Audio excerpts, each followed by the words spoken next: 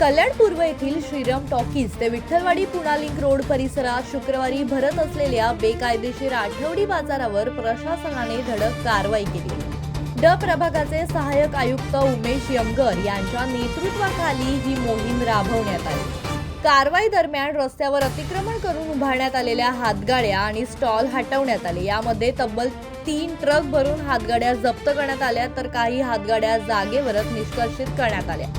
या बेकायदेशीर बाजारामुळे वाहतूक कोंडी, नागरिकांची गैरसोय आणि सुरक्षेचा प्रश्न निर्माण झाला असल्याच्या तक्रारी प्रशासनाकडे वारंवार येत होत्या। त्यानुसार ही कारवाई करण्यात आली। दरम्यान पुढील काळातही अशा प्रकारच्या बेकायदेशीर अतिक्रमणावर सातत्याने कारवाई केली जाईल असा इशारा प्रशासनाने दिला आहे। आज तो बंद आहे आणि तुम्ही ते पाहणी करण्यासाठी आलाय, काय सांगा? बघा, आपण काही दिवसापासून माननीय आयुक्त साहेबांनी बैठक घेऊन नागरिकांसाठी फुटपाथ जे आहेत ते मोकळे करण्यासाठीचं जे एक ड्राईव्ह घेतलेला आहे त्याचा एक भाग आहे हा। प्रत्येक वार्डमध्ये ही सध्या कारवाई चालू असून फुटपाथवर जे काही अतिक्रमणं झालेली आहेत आणि जे काही फेरीवाले म्हणा किंवा पदपथावर ज्यांचे अडथळे झालेले आहेत अशा सर्वांना या ठिकाणाहून मोकळे करण्याची कारवाई चालू आहे।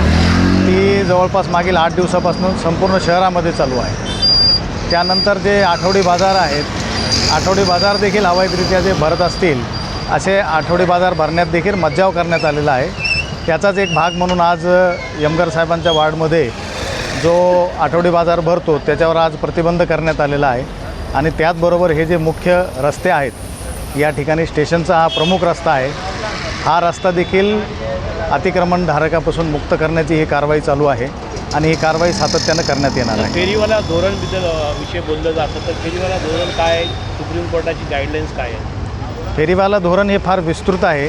हे याच्यामध्ये फेरीवाला झोन, ना फेरी झोन, त्याचबरोबर टाऊन वेंडिंग कमिटी, ह्या शहरामध्ये पूर्ण कल्याण डोंबिवली शहर हे मोठं शहर आहे आणि याचं धोरण राबवण्याचा महापालिकेचा प्रयास आहे आणि त्याप्रमाणे कारवाई करण्यात येत आहे। त्याच्या अगोदर देखील इथे आठवडी बाजारावर कारवाई करण्यात आली होती, परंतु महिना एक अर्धा दिवस बंद होतं किंवा 2 आठवडे बंद होतं, पुन्हा आठवडी बाजार चालू होतं, याच्याबद्दल काय सांगा? महापालिकेकडनं सातत्यानं कारवाई होते, परंतु महापालिकेकडे वार्ड लेवलला आजही बरेचशी कामं इतर देखील असतात।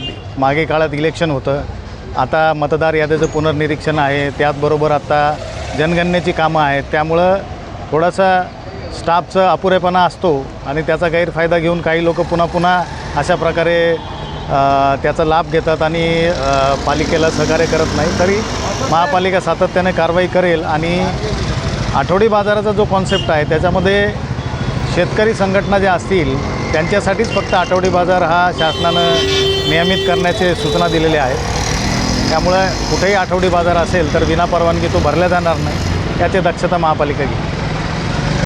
विशाल वाघमारे, जनशक्ती, कल्याण।